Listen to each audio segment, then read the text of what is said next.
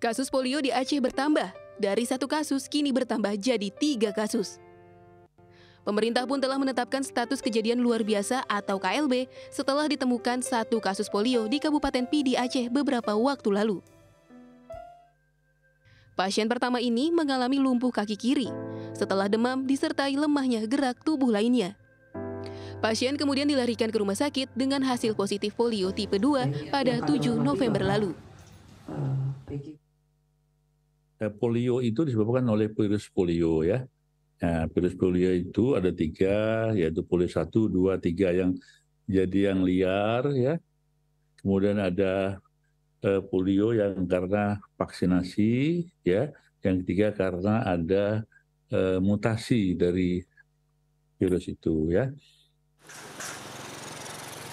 Kemenkes menilai status kejadian luar biasa atau KLB perlu dikeluarkan karena Indonesia sebelumnya telah dinyatakan bebas polio sejak tahun 2014 lalu.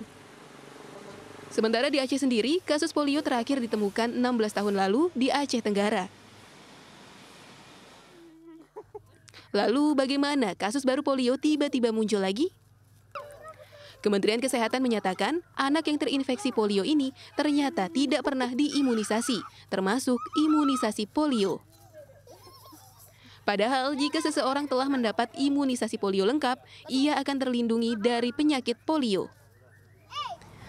Kondisi lingkungan dan air yang tidak bersih juga diduga menjadi salah satu penyebab penularan virus polio pada anak.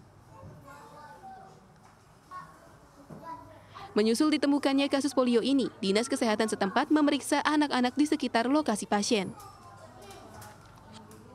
Selain kesehatan anak-anak, dilakukan juga pemeriksaan sampel air.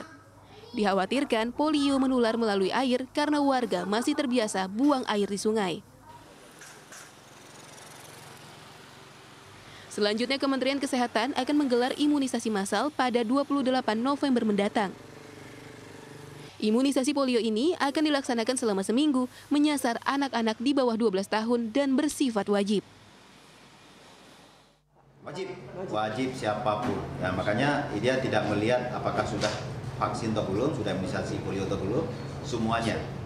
Nah, target 95%.